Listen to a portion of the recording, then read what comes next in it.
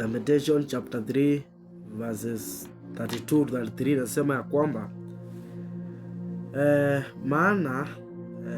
maana ajapo mhuzunisha atamrehemu kwa kadiri ya wingi wa huruma zake, maana moyo wake apendi kuwatesa wanadamu.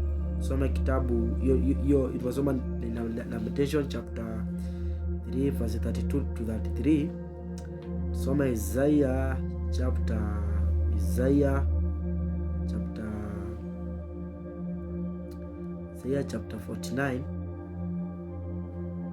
49 verses 15.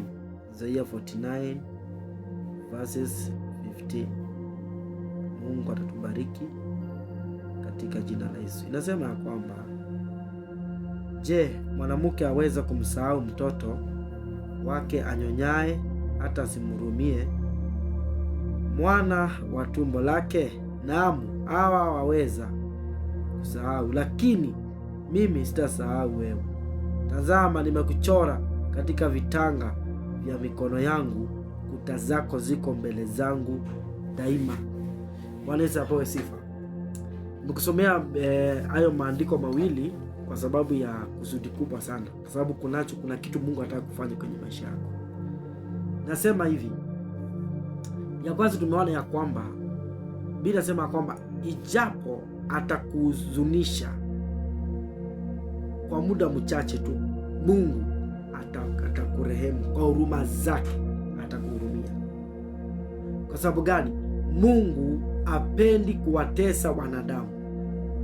Mungu apendi kuona mwanadamu akiumia. Mungu sio furaha mwanadamu, si furaha ya Mungu kuona wewe ukiteseka, kuona wewe ukihangaika, kuona wewe ukiumia, kuona wewe ukilia. Mungu apendi kuona mwanadamu akiteseka. Kama kuna kitu ambacho Mungu ako nacho katika maisha ya mwanadamu, kitu kinaitwa upendo. Na ndipo hata wakati ambapo tulimkosea Mungu, Mungu hakuacha tuishi katika dhambi. Mungu hakuacha tuteseke. Mungu hakuacha tuumie. Mungu alileta kitu kinaitwa upendo kupitia kwa Yesu Kristo. Ndipo Biblia inasema kwamba akamtoa mwanawe kwa sababu ya uhai wa mwanadamu, kwa sababu ya maisha ya mwanadamu. Vile wewe unaishi hivi, unaishi hivi kwa sababu ya upendo wa Mungu. Hakuna mtu anaweza kujiweka dunia hii kama sio Mungu amemweka. Hakuna. Uhai na kuanga ni wa Mungu. Na ndipo unaona kwamba ukiona siku ya leo uko hai, ukiona siku ya leo uko na uzima, ukiona siku ya leo uko na nguvu, ni kwa sababu Mungu ako na makusudi makubwa juu ya maisha yako. Ndipo siku ya leo amekuweka uhai, ndipo siku ya leo amekuweka nguvu. Biblia inasema ya kwamba ijapo atamhuzunisha, lakini kwa huruma zake atamrehemu tena. Yesu apewe sifa. Mambo unaweza pitia mambo mazito sana. Unaweza pitia mambo mazito, unaweza pitia dhihaka, unaweza pitia shida, unaweza pitia vita, unaweza pitia mambo mazito, lakini ukweli ni ya kwamba Mungu hawezi akakuacha. Wakati wowote utakapokuwa dunia hii, kango ijua Mungu hawezi akakuacha hata siku moja. Hakuna siku moja Mungu ajefunga macho hivi ama ashaonesha mwanadamu kisogo. Siku zote Mungu anakuwa karibu na mwanadamu. Ndipo hapo tumesoma hiyo tumesoma Isaiah 49:15. Imesema ya kwamba mwanamke anaweza kumsahau mtoto. Amebeba miezi 9. Amebeba kwa tumbo yake 9 months. Anaweza hata kumsahau na mtupe hata asimhurumie. Na aseme toka hapa sikujui. Ni wangapi leo hii kuna watu walitupwa na wazazi wao? Ni wangapi leo hii kuna watu ambao wametupwa nje na wazazi wao? Wamesema kwamba siwataki hata kuwaona hapa. Mzee rudi hapa. Ni wangapi leo hii? Ni wangapi leo wanaumia? Wazazi wao kwa hai lakini huwezi kanyaga kwa hiyo nyumba. Kwa sababu gani? Uliweza kutupa, lakini kwambie Mungu hawezi akakutupa.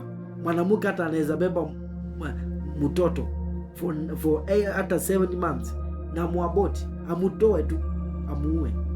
Sababu mwanadamu ni mwanadamu tu, lakini Mungu sio kama mwanadamu. Biblia inasema kwamba Mungu si kama mwanadamu anene uongo. Atakalolisema atalitenda. Akisema atakuinua, atakuinua. Akisema atakubariki, atakubariki. Na ni kweli Mungu anatuwaziaga mambo mema. Akamtoa mwanawe wa kipekee ili tupate uzima, ili tupate nguvu.